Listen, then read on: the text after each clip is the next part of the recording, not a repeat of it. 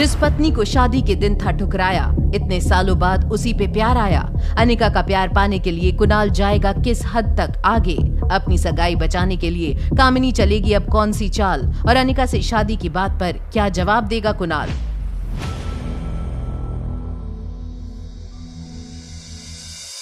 अनिका कुणाल के प्यार का इजहार ठुकरा कर जा रही थी, तभी पीछे से किसी ने उस पर हमला किया और ये कोई और नहीं बल्कि कामिनी थी, जिससे कुणाल की सगाई होने वाली थी।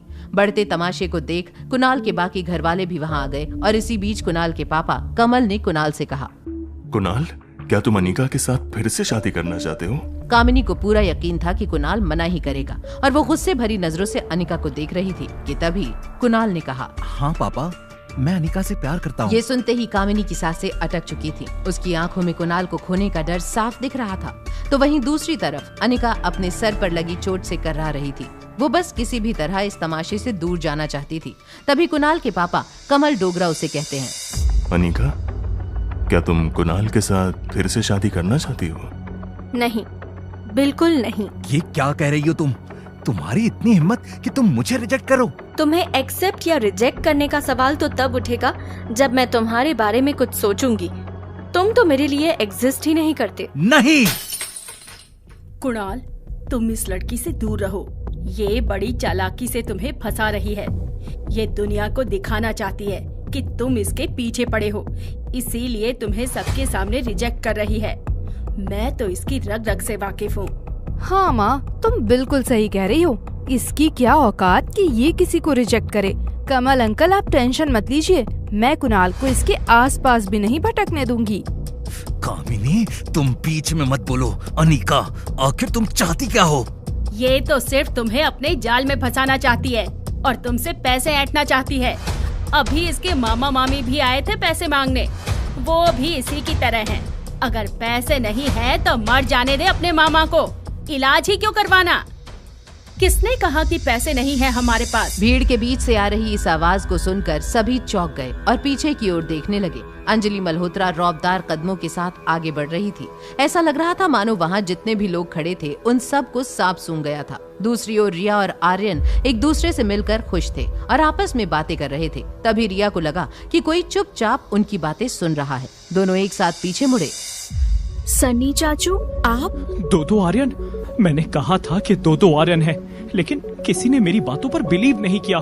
मेरा शक सही निकला। सनी चाचू, हम दो नहीं एक ही हैं। मैं आर्यन हूँ और मैं जब चाचू अपना क्लोन बना सकता हूँ। ये मेरी सुपर पावर्स है। मुझे बेवकूफ बनाने की कोशिश मत करो, मुझे सब कुछ पता है। ये सुपर पावर्स जैसी कोई चीज नहीं होती। तुम आर्यन हो और तुम कोई लड़की जो बिल्कुल आर्यन जैसी दिखती हो। चाचू, मेरी बात तो सुनो। मुझे तुम्हारी कोई भी बात नहीं सुननी। मैं अभी जाकर रोहित भैया को सब कुछ बता देता हूँ। सनी चाचू, प्लीज ऐसा मत करो, बस एक बार मेरी बात तो सुन लो। आर्यन की हर एक बात नकारते हुए सनी दूसरे फ्लोर पर जाने लगा। आर्यन ने उसे रोकने की बहुत कोशिश की, मगर वो नहीं माना। वहीं होटल की दूसरी तरफ जैसे जैसे अंजलि मल्होत्रा आगे बढ़ती, वैसे वैसे भीड़ पीछे हटती जाती। किसने कहा कि पैसे नहीं है हमारे पास?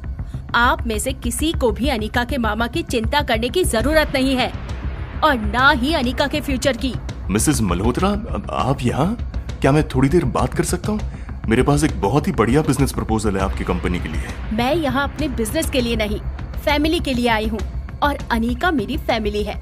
चलो बेटा, इन लालची लोगों के बीच में रुकने की कोई जरूरत नहीं है। लोगों की भीड़ को चीरती हुई अंजलि अनिका को लेकर वहाँ से जाने लगी। अनिका को तो कुछ समझ ही नहीं आ रहा था कि आज उसके साथ क्या हो रहा था। वो बस अंजलि मामी के साथ चल रही थी। तभी उसने पूछा, लेकिन आप यहाँ अचानक, और हम जा कहाँ रहे हैं? मैंने कहा था ना, मुझे तुम्हें किसी खास गेस्ट से मिलवाना है, वो वेट कर रहे हैं।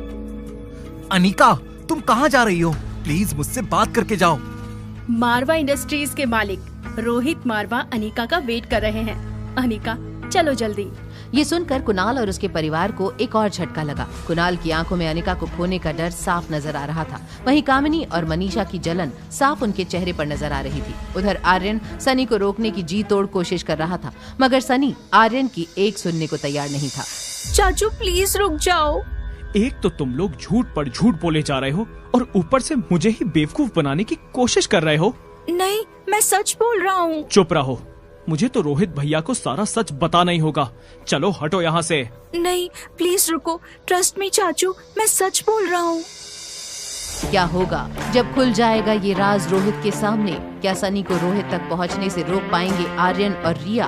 क्या अंजलि मामी के प्लान से बढ़ेगी रोहित और अनिका की नजदीकियाँ?